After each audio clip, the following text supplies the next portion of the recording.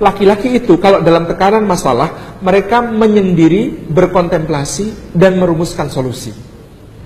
Perempuan kalau ada masalah, mereka berbicara untuk mencurahkan isi hatinya, mengurangi ketegangannya, pengen merasa dimengerti, difahami, dan merasa tidak sendiri. Kalau perlu menangis sampai tuntas air mata. Ini wanita, meredakan ketegangan dengan begitu, laki-laki dengan begitu. Maka kalau tidak saling difahami, akan terjadi persoalan besar. Ada suami pulang, tasnya dilempar, tubuhnya diempaskan ke sofa, sepatu dilepas nggak pakai tangan tapi langsung kaki. Kemudian posisinya begini. Istri yang baik hati tahu suaminya sedang ada masalah. Maka dia pikir, kalau aku punya masalah, aku curhat biar agak tenang. Suamiku juga butuh curhat. Lalu dia datangi suaminya, dia tanya, "Mas, ada masalah apa?" Dan jawaban semua suami di dunia sama. "Enggak kok dek, enggak ada apa-apa." Istrinya mengejar, dia pikir penting buat suaminya supaya tenang, curhat. Dia bilang, "Mas, aku kan kalau ada masalah juga cerita sama kamu. Masa kamu gak mau cerita sama aku, Mas?" Kata suami dengan maksud yang sangat baik, tidak ingin membebani istrinya, dia katakan, "Udahlah dek, ini masalah kantor kok, kamu gak usah ikut pusing, biar aku aja yang mikirin." Kata sang istri, "Jadi kamu gak percaya sama aku?" Semua bermaksud baik, tetapi tanpa ilmu. Sang istri bermaksud baik menjadi tempat curhat terbaik suaminya. Daripada dia curhat sama siapa-siapa, gak jelas. Lebih baik curhat sama saya, pikir si istri. Sang suami mikir, kasihan istri saya, urusan rumah tangga sudah sangat berat dia hadapi. Masa harus saya bebani dengan cerita tentang masalah di kantor? Enggak, kasihan dia. Enggak nyambung kan? Enggak nyambung. Itulah kenapa Ibunda kita Khadijah itu istimewa sepanjang sejarah. Sebab dia wanita yang paling tahu ilmu beginian. Rasulullah pulang dari Gua Hiro itu shock. Ada yang tanya, dapat wahyu kok malah shock? Ya iyalah, shock dapat wahyu begitu. Gimana enggak? Lagi mikirin, umat kacau ya Allah, jahiliyah ya Allah, mikir begitu. Tiba-tiba datang sosok bercahaya, datang-datang maksa pula. Iqra ya Muhammad, Iqra ya Muhammad. Mana Bukhari, saya nggak bisa baca. Itu dipaksa sambil didekap sampai habis nafas itu. Itu kan shock kayak. Dan tiba-tiba pesan dari langit itu akan mengatakan, "Ya wahai Muhammad, umat ini sedang kacau, maka kami serahkan kepadamu sampai beres." Itu kan kayak tukang kebun tiba-tiba jadi angkat jadi direktur utama perusahaan, terus dibisikin, Pak, utang perusahaan ini 800 kali lipat nilai aset, Pak." Ya gimana nggak shock gitu? Pulang itu tersaruk-saruk, jatuh, tersandung, jatuh, bangun berulang kali. Rasulullah Muhammad SAW tiba di depan pintu di rumah Ibunda Khadijah, dia menggigil, pucat pasi, berkeringat dingin, dan kemudian berkata, "Khadijah, zammiluni ya Khadijah, zammiluni." Kalau Ibunda kita Khadijah kayak tipe istri yang tadi,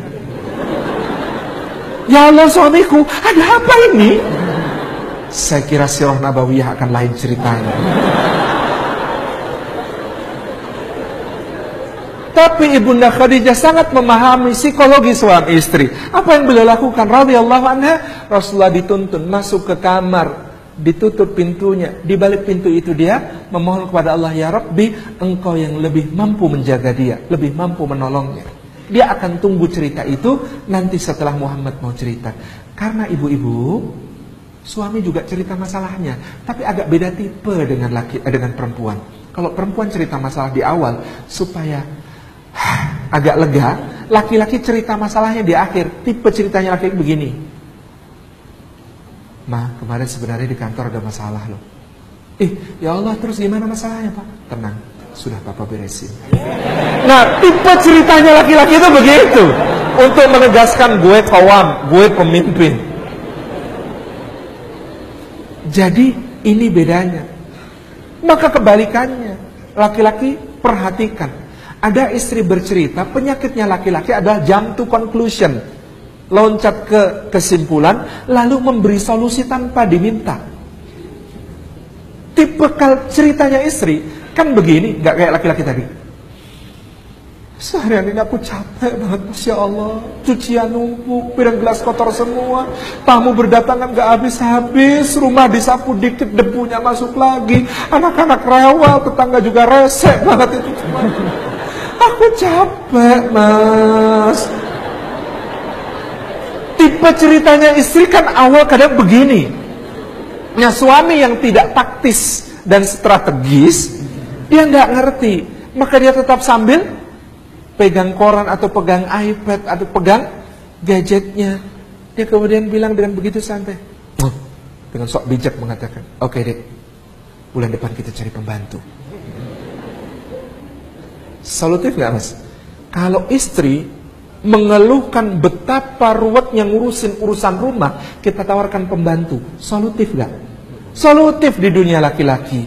Tetapi bagi seorang istri, kalimat ditawarin pembantu tadi terdengar di telinganya, maka dia merasa tersengat dan kemudian mengatakan, jadi selama ini semua pengorbananku, perjuanganku di rumah, kau hargai tidak lebih dari kerjaan seorang pembantu. Tega kamu, Mas. Tega kamu, Mas.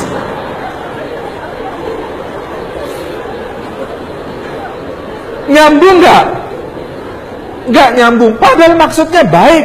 Suami mencari solusi. Kalau istri kesusahan, carikan yang bisa bantuin. Kan begitu.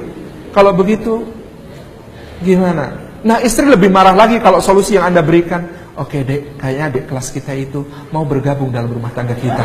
Oh, lebih parah lagi itu marahnya. Itu parah lagi marahnya. Makanya, itu keliru strategi. Bahkan soal nangis. Lelaki yang tidak ngerti ilmu tentang cinta itu akan mengatakan, hapus air matamu. Lelaki yang tidak mengerti tentang cinta itu akan mengatakan, buat apa nangis? Nangis itu gak menyelesaikan persoalan. Itu kalimat lelaki yang belum belajar tentang cinta. Rahasia kecil kita, Rasulullah itu, sebagaimana para pencinta legendaris lainnya, itu tidak pernah menghapus air mata istrinya, tidak pernah menyuruh istrinya menghentikan tangis. Rasulullah itu tipenya menyediakan tempat bagi istrinya untuk menangis sampai tuntas dan tentram di bahunya sallallahu alaihi wasallam.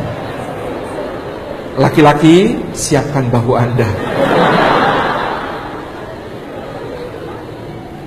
Jadi saat tadi apa yang dilakukan? Seorang suami itu hanya butuh memahami, mengerti. Istri cerita kayak tadi, bukan minta dicarikan pembantu. Anda salah kode, salah memahami kode.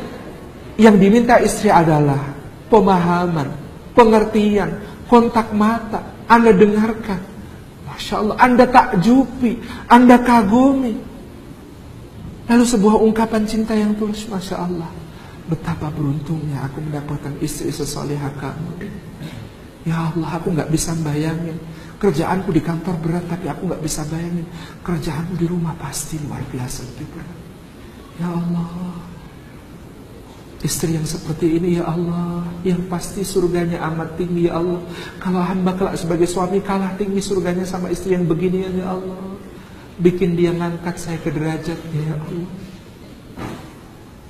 Kata Ibnu Qayyim Al-Jauziyah, seorang istri yang merasa dimengerti, difahami, diberi apresiasi, dia sanggup mengerjakan pekerjaan 50 lelaki.